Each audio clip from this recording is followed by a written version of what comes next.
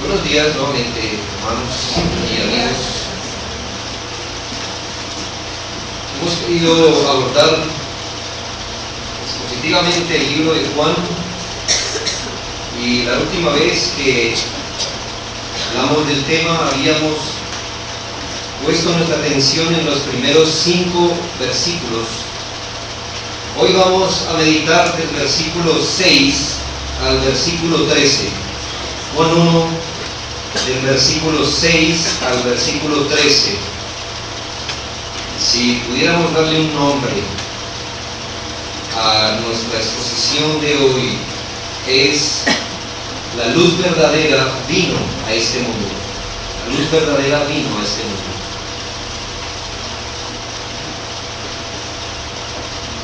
Se cuenta la historia de un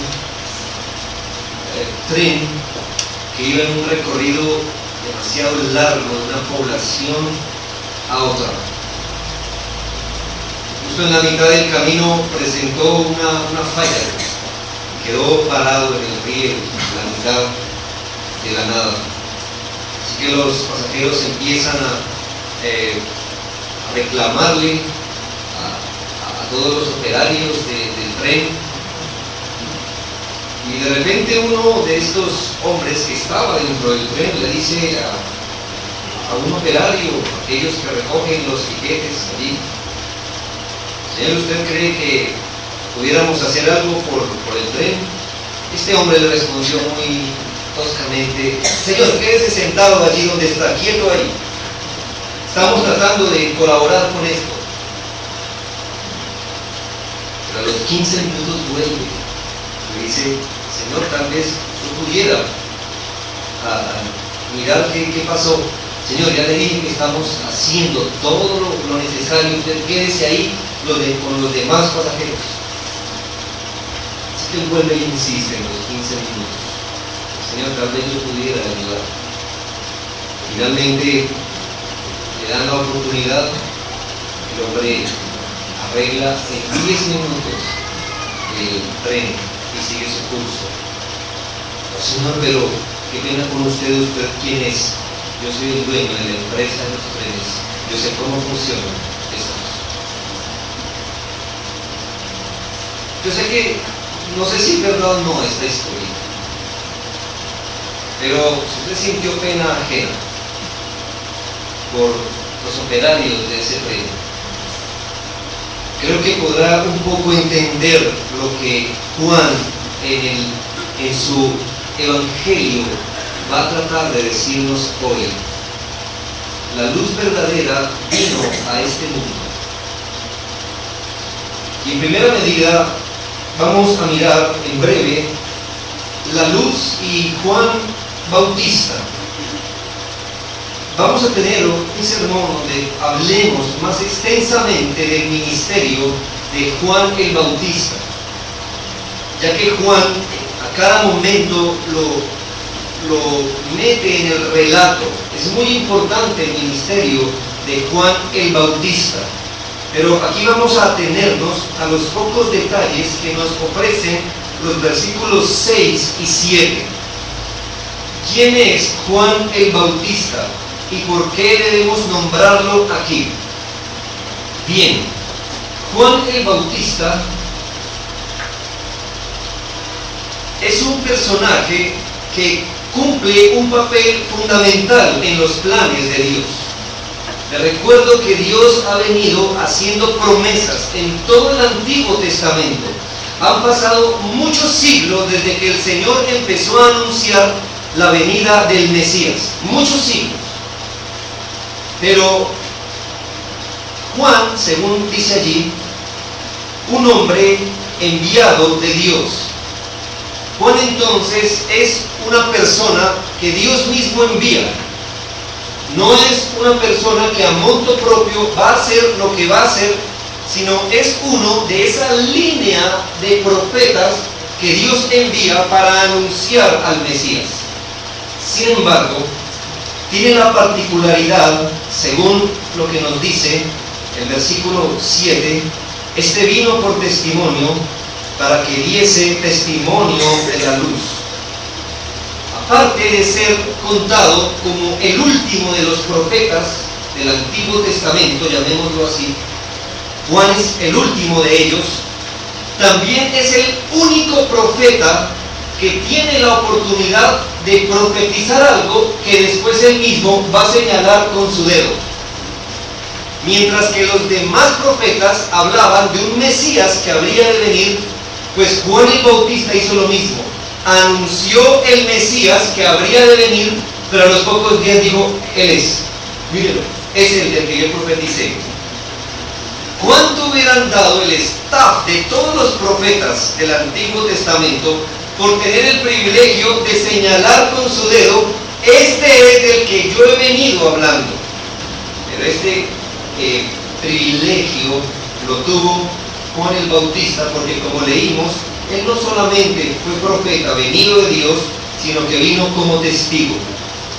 Así que tenía una comisión, fue enviado por Dios y tenía una misión: dar a conocer quién era el Cristo.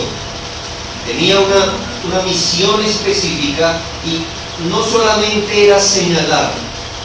Juan el Bautista no vino para informar quién era el Mesías. Según nuestro texto, Juan el Bautista vino a persuadir a la gente con respecto a Cristo. Su misión no era simplemente informar. Su misión era persuadir a sus oyentes a que este era el Cristo, pero que debían poner su fe en ese Cristo. A eso vino Juan Bautista. Y el mismo texto, el versículo 8, nos hace una aclaración. Seguramente vamos a ir profundamente en otro sermón sobre esto, pero parece, hermanos, que muchos, después de la época de Cristo, ponían como rivales a Jesús y a Juan el Bautista. Es más,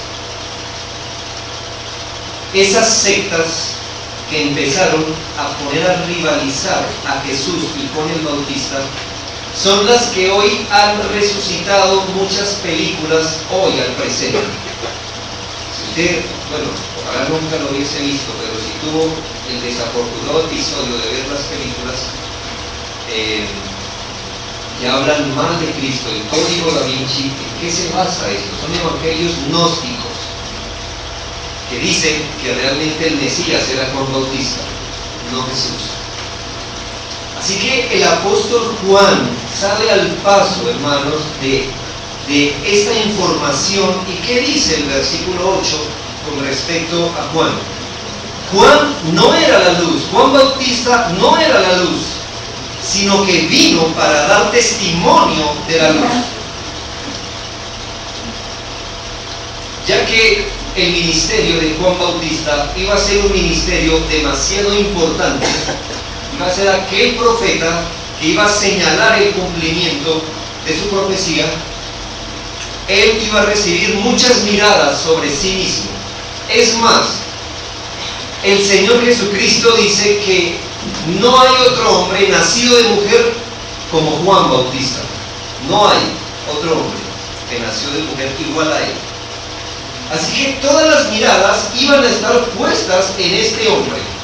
Es más, ya las tenía puestas, porque sus padres dijeron que un ángel se les apareció y anunció su nacimiento. Y la Escritura dice que él fue lleno del Espíritu Santo dentro del vientre de su madre. Y duró 30 años preparándose para su ministerio. Así que al poner todas las miradas sobre él debía hacer una claridad, y es la misma claridad que hace Juan, el escritor del Evangelio, con respecto al Bautista. Él no era el Cristo, él no era la luz, vino con una misión específica: señalarlo para que al identificarlo la gente pudiera poner su fe en él. Y hasta aquí Juan el Bautista. Lo segundo que quiero que miremos, vimos lo primero, la luz y Juan Bautista. Lo segundo, la luz y la humanidad. Yo sé que en la Escritura tenemos varios versículos, pasajes que son duros, terribles, crueles, llamemos así. Sé que hay muchos textos en los que usted va pasando y los lee y siente un peso en el corazón, como si usted estuviera diciendo, esto ojalá no hubiese ocurrido. No sé usted qué siente cuando la Biblia dice, y la mujer estiró su brazo y comió del fruto. ¿Qué siente usted en su corazón? Si usted es insensible ante ese versículo, mire dónde nos puso ese versículo, a toda la humanidad, desde hace siglos. Por ejemplo, o aquel versículo que dice, y el Señor entregó el Espíritu. ¿Qué le parece ese verso? Cuando le da algo a usted en su alma, en su corazón, no sé si usted es amante de la historia, pero ¿qué le pasa a su alma, a su corazón colombiano, cuando pasa por la séptima, allí con la 19, donde dice, en este lugar asesinaron a Jorge Eliezer Gaitán? Usted se para allí, frente donde cayó ese hombre. ¿Qué siente en su corazón? Bien, hay unos textos que cuando los leemos, hermano, nos relatan el tipo de personas que nosotros somos. Alguna vez, hermano, no sé si a usted se le ha ocurrido también decir, si a mí me hubieran puesto a elegir qué época haber vivido, en toda la época, me hubiera gustado estar en la época del Señor Jesucristo. Yo también decía eso antes, hermano, pero ahora me he arrepentido, porque seguro, hermano, allí metidos en la época del Señor Jesucristo, siendo judíos, de nosotros se hubieran escrito las cosas que se escribieron allí. Son pasajes duros, revelan la negrura del pecado, la perversión, la maldad de nosotros, de lo que como humanidad somos capaces de hacer. Pero antes de anunciar estas malas noticias, la primera parte del versículo 9 nos habla de esto. Escuche, aquella luz verdadera que alumbra a todo hombre venía a este mundo. Antes de darnos esos pasajes terribles, nos da una bella expresión. Y aquí está la luz, hermano. Aquí está el Cristo. Es como si el apóstol Juan nos dijera, nos apuntara con todos los reflectores, diciéndonos, allí está la luz. Todas las profecías, hermano, por más de 1500 años, los escritores escribieron una historia que abarca, no sé, 6 milenios. Y el Señor desde Adán profetizó la venida del Mesías. Vez tras vez daba más luz y más luz. Pasaban años, pasaron miles de años, hermanos. Hasta que llega un momento donde alguien puede decir, allí está la luz. Esta es la luz. Allí está el Cristo, la luz verdadera, dice la Escritura, que alumbra a todo hombre. ¿Es Cristo la luz que alumbra a todo hombre? O de cierto sí lo es, en muchos sentidos. Y Dios nos ha dado el privilegio, como humanidad, en nuestro planeta, de nunca dejarse sin testimonio desde que creó el mundo. Este es su mundo, hermanos. Antes no había nada, solo existía Él. Pero Él creó el mundo, hermano. Este es su mundo y ha impreso mucho de sí mismo en el mundo que nosotros conocemos. De manera, hermanos, y su mensaje en lo creado ha sido tan claro que una persona medianamente, con su mirada medianamente puesta en lo creado, debe llegar a la conclusión que hay un Dios y que éste es poderoso.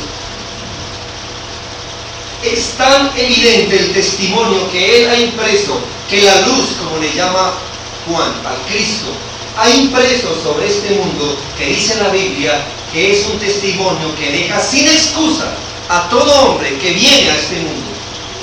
Es tan claro, es tan evidente, es tan obvio, que ninguna persona puede excusar ignorancia.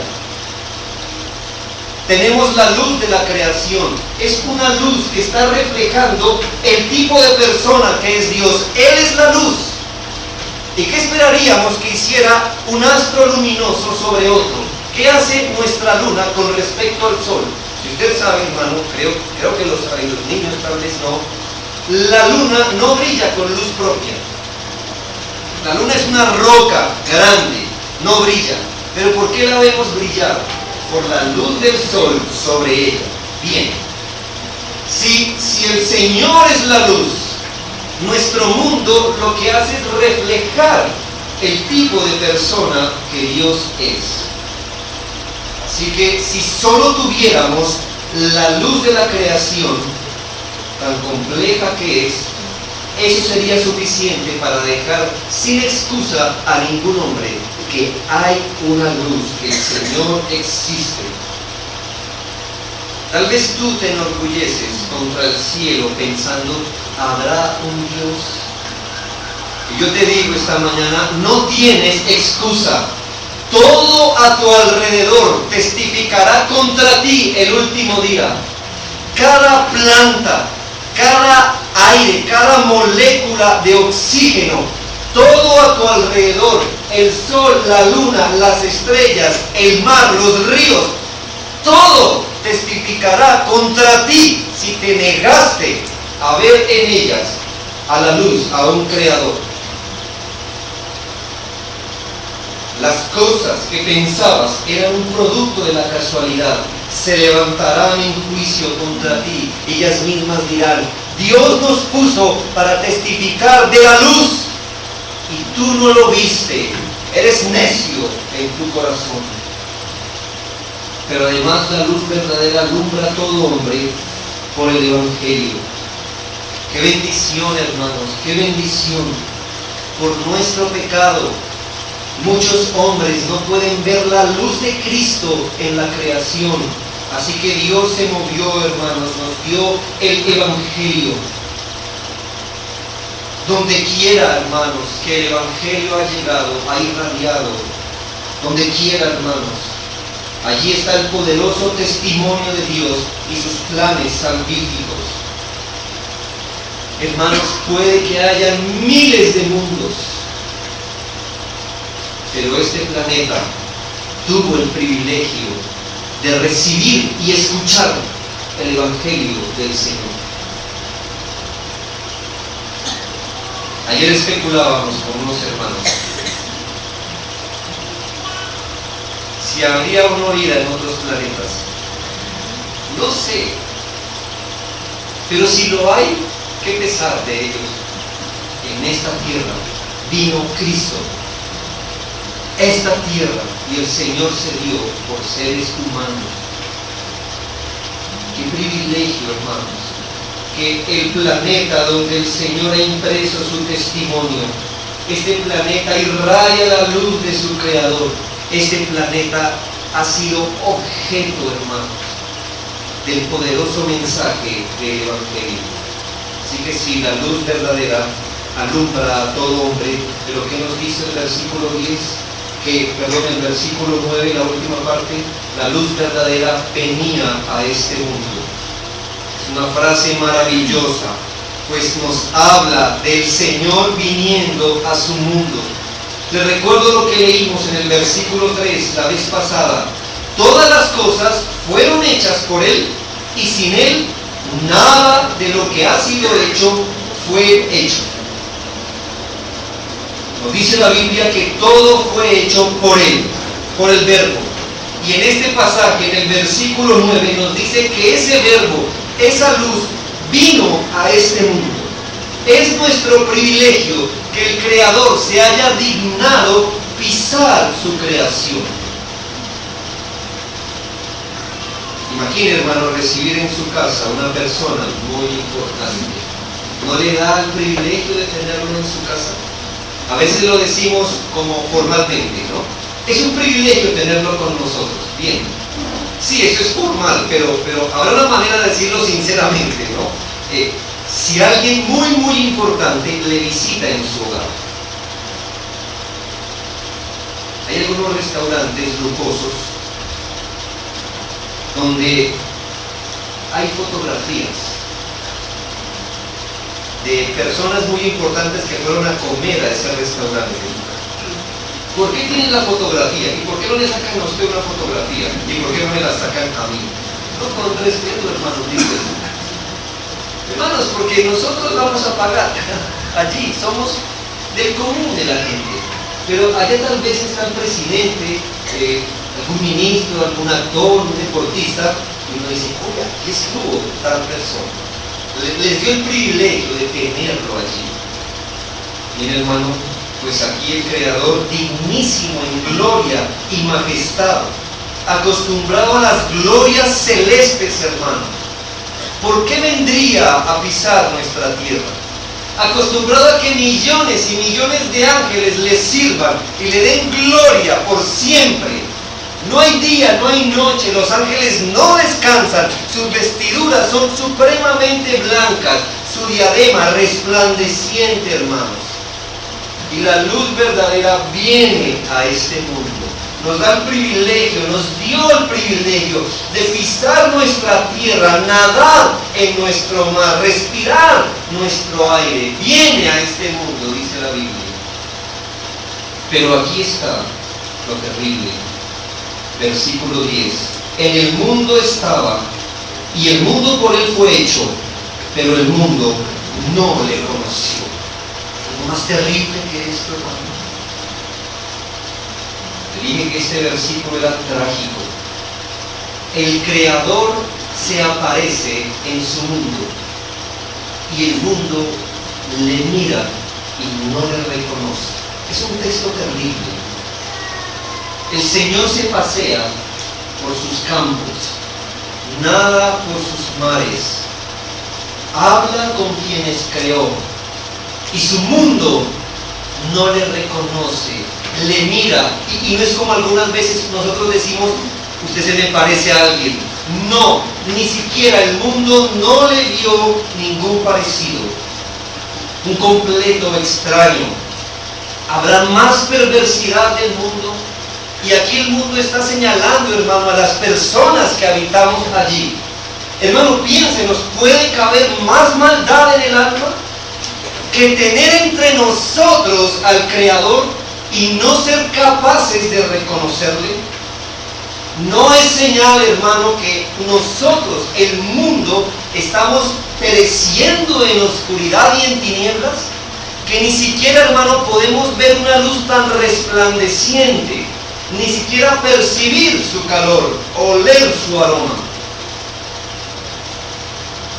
Si todo, hermano, lo bueno huele a Él, si esta creación irradia su luz, ¿no es terrible que ninguno en el mundo le haya reconocido? Pero esto es lo que nos dice el texto. El profeta Jeremías, no lo busque, está en 14:8 de su libro Jeremías. Lamentó tener que decir esto: oh esperanza de Israel, guardador suyo en el tiempo de la aflicción, ¿por qué te has hecho como forastero en la tierra y como caminante que se retira para pasar la noche? Hermano, Jeremías siente esto también. Y dice: Señor, ¿por qué tú serás un forastero en tu propia tierra? Es tu tierra. ¿Por qué entonces eres un forastero en medio de ella? ¿Por qué lo serás, Señor?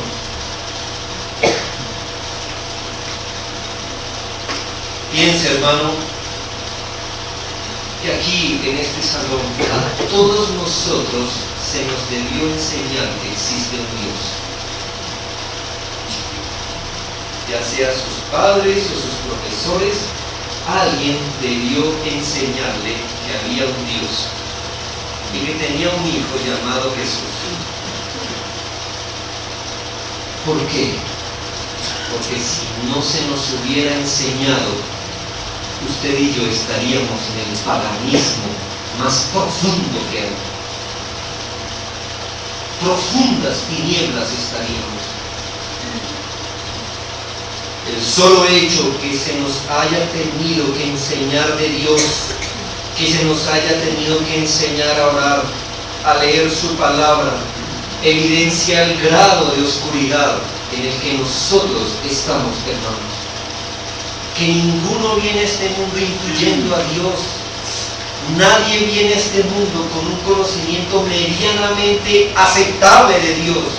Se nos tiene que enseñar a Dios y se nos tiene que enseñar el Evangelio, o si no, hermanos, si eso no ocurre, nuestro camino desembocará en la condenación eterna. No es terrible esto, hermanos. Que la única persona que nos puede salvar sea una completa extraña para nosotros. Que delante del cual vamos a dar cuenta de pensamientos, actos, emociones, sea un extraño para nosotros. Piense en esto, hermano. Piense que un hombre, él es dadivoso y se compadece de los huérfanos y entonces hace un orfanato. Toma un grupo de personas como tutores y les dice: miren, a ustedes 10 les voy a encargar la tarea de velar por todos estos huérfanos. Así que les compra un edificio, mes tras mes gira el cheque muy abundante para que todos los huérfanitos coman. Y lo hace por años. Y no ha faltado un cumpleaños que él no recuerde. Tiene la lista de los cumpleaños de los huérfanitos. Y cada año tienen su regalo. Cada Navidad tienen su Navidad. Pero un día este hombre llega a su edificio. Oh, hermanos, ningún huérfanito le conoce. Están en su casa. Han comido por su generosidad. Se han vestido por lo que él ha hecho. Y ningún niño se le arrima. Antes lo evitan y llaman a seguridad para que lo saquen. Es un extraño en su propia casa. ¿Qué parecería a usted? ¿Por qué nuestro Señor será un peregrino, un extraño en su mundo? ¿Por qué? Hermanos, si esto no es ceguera, maldad y perversión, entonces ¿qué lo es? Que la luz venga a este mundo y que ningún ser humano sea capaz de reconocerlo. ¿Eso cómo nos deja como humanidad? Y todavía hay gente que tiene esperanza en la humanidad. Bájate de esa nube. Eso es lo que somos. Eso es lo que somos. Hermanos, la luz no ha dejado de alumbrar. Y qué pesar que siga siendo un extraño en su mundo. El Señor es un extraño para muchos de ustedes aquí. Ustedes pisan su mundo, respiran su aire, comen su alimento. Nunca les ha faltado nada. Tienen capacidad económica y buena salud. Tienen oportunidades. Y para muchos de ustedes Dios es un extraño. Ustedes no conocen a Dios. Hay más maldad que esa, le pregunto. Hay más maldad que esa. ¿Le puede caber más maldad? Ni siquiera puedes percibir algo de su luz. Ni siquiera un poquito de su calor.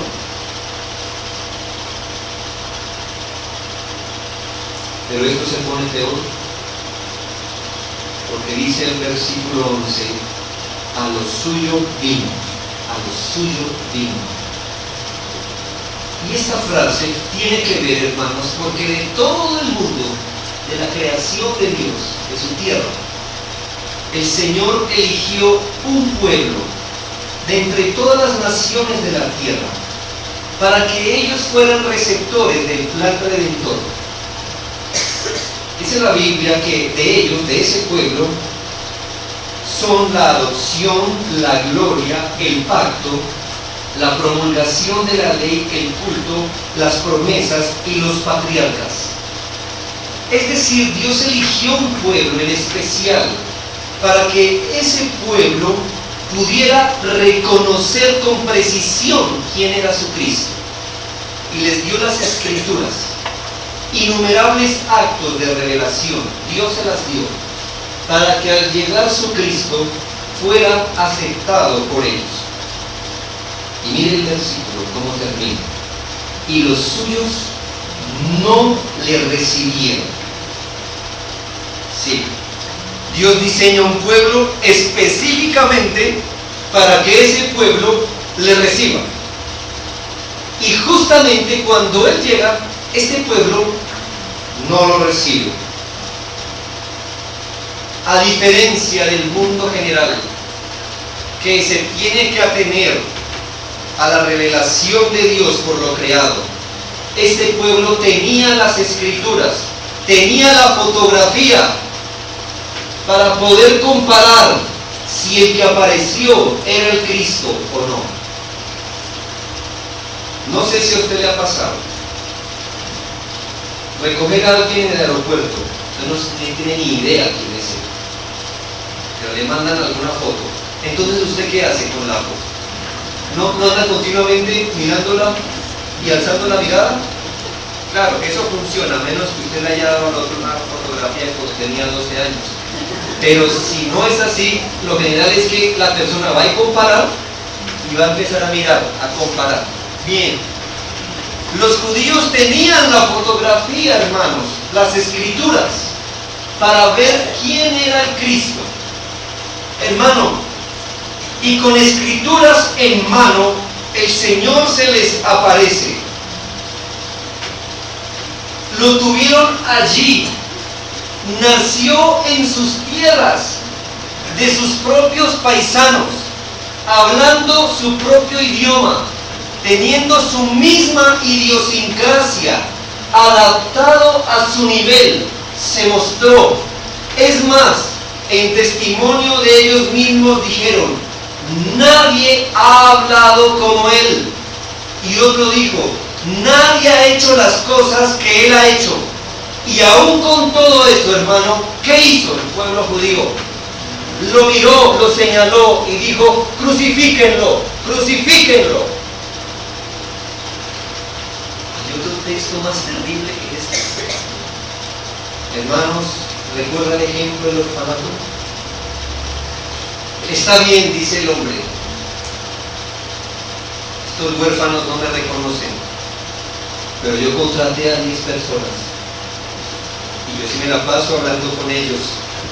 Ellos sí saben quién gira el cheque, ellos sí saben quién les manda el cumpleaños y la Navidad. Así que reúne a los tutores y los tutores dicen: ¿y usted quién es? No le conocemos, saquémoslo y matémoslo. ¿Qué hizo el pueblo judío, hermanos? Si no eso mismo.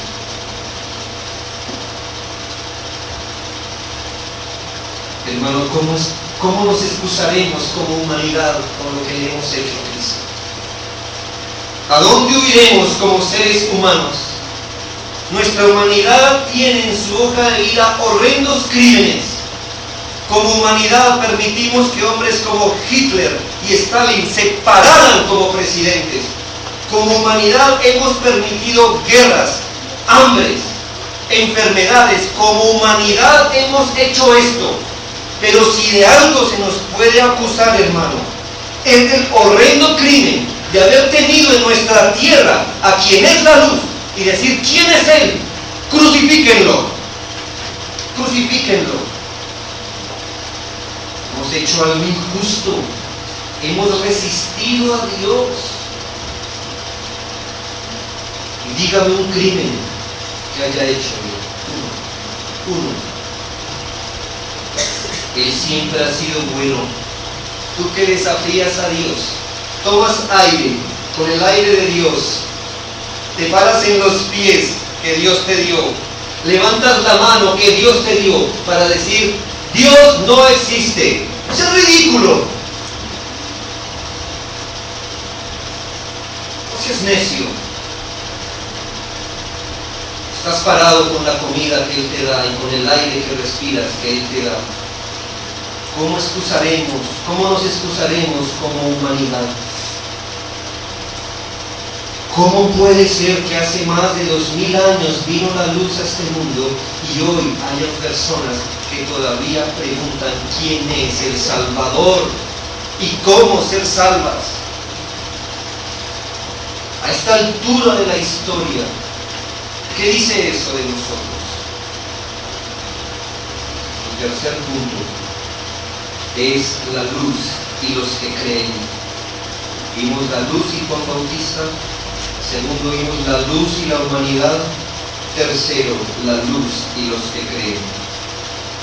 Oh hermanos, cuando parecía que todo iba horrible en nuestro texto, aquí hay algo interesante. El versículo 12 nos dice: mas a todos los que le recibieron. Eso quiere decir, hermanos, que aun cuando el mundo, muchos del mundo y muchos judíos hayan tratado al Señor como un extraño y no lo hayan aceptado, dice, mas a todos los que le recibieron, es decir, sí hubo personas que respondieron de forma distinta cuando la luz apareció en el mundo. Como todo el mundo, hermanos, no fueron ajenos a su llegada, pero su respuesta fue otra. Hay personas que en lugar de rechazarle, le recibieron. Y esta es una palabra interesante, porque nos habla de aceptarlo a Él, de recibirlo. Si es una buena palabra decirle a alguien si ha recibido o aceptado a Cristo, porque es un sinónimo de tener fe. El mismo texto nos lo dice, miren, mas a todos los que le recibieron, y ahí va a aclarar, a los que creen en su nombre. Así que recibir a Cristo o aceptarle es lo mismo que creer o tener fe en Él. Pero si queremos entender qué significa aceptarle, pues deduzcámoslo por contraste. ¿Qué hizo el mundo? Lo miró como un extraño, no reconoció quién era. ¿Y qué hicieron los judíos? No lo aceptaron, no lo recibieron, no lo atesoraron, no pusieron su confianza en Él. Así que, por contraste, ¿qué será aceptarle? Pues reconocerlo, hermanos, recibirlo, atesorarlo, mirarlo como Señor y Redentor, hacerlo suyo, hacerlo suyo. Tener fe en Cristo no es cualquier cosa. Es reconocerle verdaderamente. Es saber quién es Él. Reconocer en Él los atributos que Él tiene. Es reconocerlo principalmente como Él se ha revelado, como Creador, pero como Señor y Salvador. Eso es aceptarle, reconocerle, pero es tomarlo para sí, fiarse en Él. Esto fue lo que hizo Juan Bautista y quien escribió también este Evangelio. Ellos, en comparación de otros, ellos sí recibieron, atesoraron a su Cristo. Mientras que muchos veían a un judío, hijo de María, a un carpintero o máximo a un maestro, muchos hombres vieron la luz, vieron al Creador de todo y vieron su gloria. Pero esta luz, hermano, Cristo bendijo a quienes lo aceptaron. ¿Qué dice nuestro texto? Mas a todos los que le recibieron, a los que creen en su nombre, ¿cómo los bendijo? Les dio potestad de ser llamados sus hijos. Oh, hermanos, aquella persona privilegiada entre el mundo que puede llegar a reconocerle, no verle como un extraño, sino atesorarle, Dios le da la potestad de llamarle, hermanos, hijo de Dios, de ser un hijo suyo. ¿Esto qué implica? que entonces no todos son hijos de Dios, como se dice popularmente. Pero es que todos somos hijos de Dios. No. Tal vez creación de Dios sí, pero no hijos. Hijos solamente aquellos que le han reconocido y que le han aceptado. No importa si el que le aceptó era de la nación judía, o no importa si tiene buenas costumbres o moralidad. Hay un requisito, y es creer en su nombre, y solamente ellos son llamados hijos de Dios. Solamente ellos son llamados hijos de Dios. Solamente un grupo de personas tiene el estatus de ser llamado hijo de Dios. ¿Quién? Pues quien le ha aceptado, quien ha creído en él por la fe. Yo pregunto esta mañana, ¿qué de ti? Todo ser humano tiene una posición delante de Cristo. O estás arrodillado en tu alma frente a Él, o le resistes, o no crees en Él, y eres un extraño para ti. Y te entiendo. ¿Por qué? ¿Por qué fiar toda mi vida en un extraño? Entiendo cómo razona una persona así. ¿Por qué rendir mi vida a alguien que es un extraño? Si tú le conocieras, no dudarías en rendir tu vida a Cristo, estoy seguro. Si le conocieras, si lograras oler su aroma, percibir su luz, ver quién es Él. Pero el hecho que tú le resistas significa que Él es un extraño para ti. Puedes creer muchas cosas acerca de ti, pero eso no es lo que te hace un hijo suyo. Es si crees en Él, que Él te ve como un hijo suyo.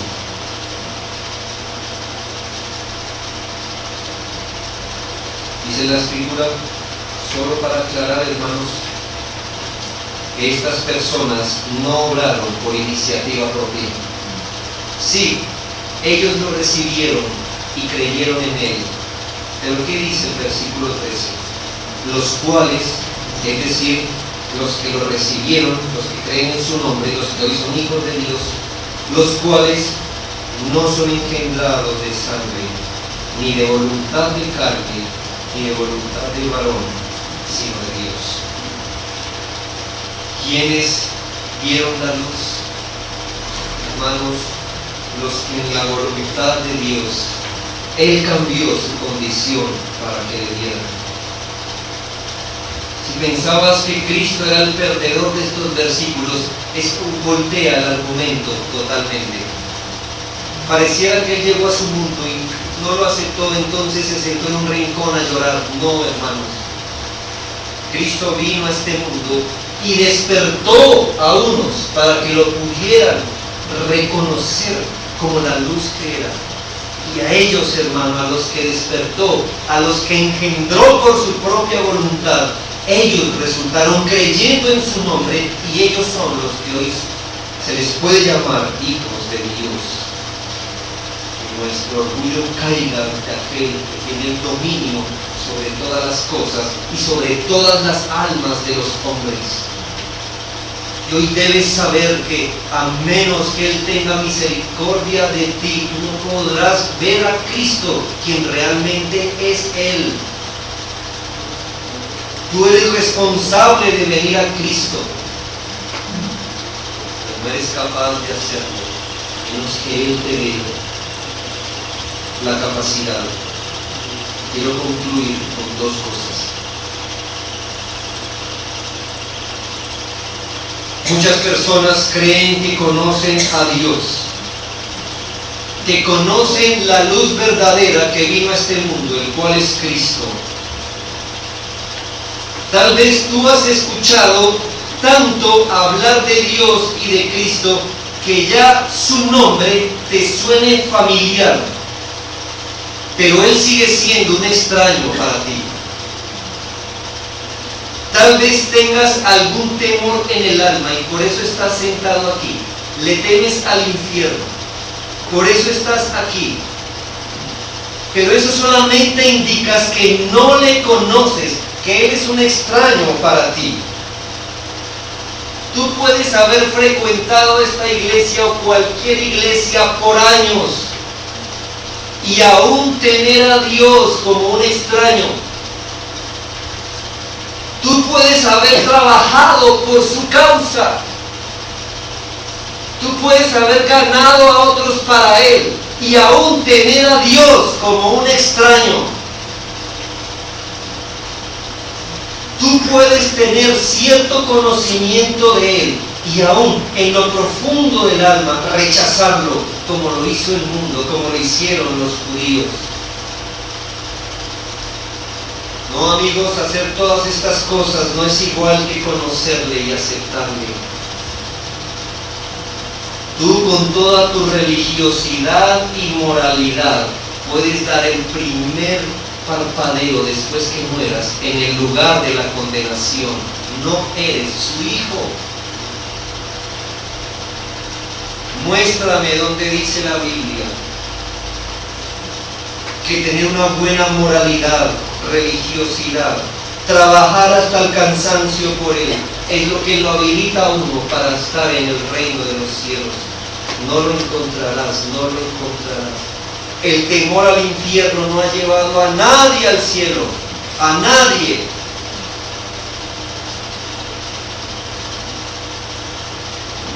Si le hubieses aceptado a Él, no rechazarías su palabra en ninguno de sus puntos. Atesorarías a Cristo, le reconocerías como es Él. Tu corazón hoy sería un corazón sumiso, liso a su palabra. Si tú lo hubieses aceptado, si eres su hijo, tú oyes su voz, eres obediente, tu vida se orienta a Él. Si eres un hijo de Él, no atesoras pecados, pero si tú solo piensas en Él cuando te ves apurado en tu vida por tus problemas o para calmar tu conciencia, eso es tener a Dios como un extraño. No le conoces a Él. Él no es un bombero. Él no es un médico. De eso no se trata. ¿Por quién tomas a Cristo? ¿Por quién lo tomas? Hoy tengo que hablar a favor de Él. Él no es una herramienta multiusos para todos tus grandes problemas.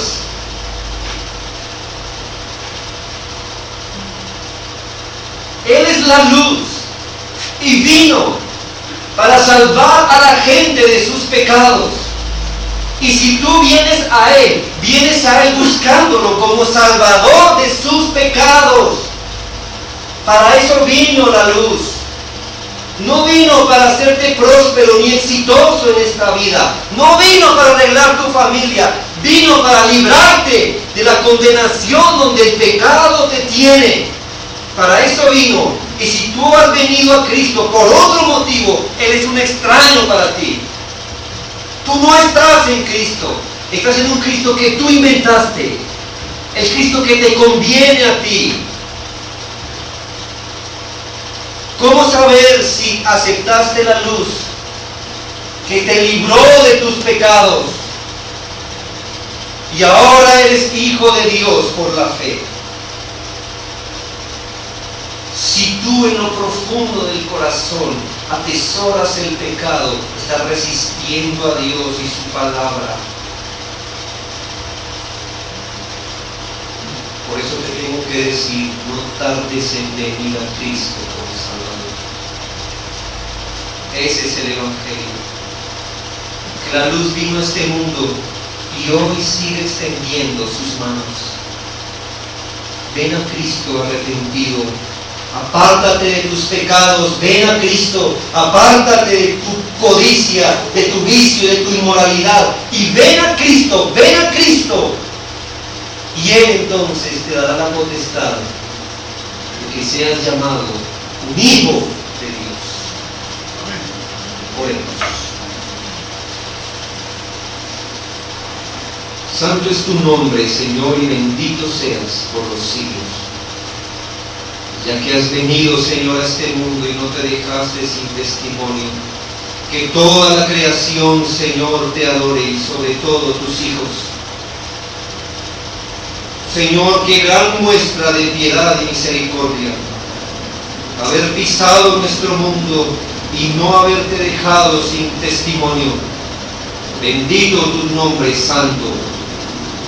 Te rogamos, Señor, porque hoy muchos, la puerta del reino se haya abierto para muchos. Muchos hayan visto la condición de su propio corazón, para que corran, Señor, a Cristo y a Él como Señor y Salvador. Gracias por la esperanza del Evangelio. Gracias, Señor, por hoy extender las manos nuevamente para que muchos vengan a Cristo en fe y arrepentimiento. Oramos por los méritos de Cristo. Amén. Amén.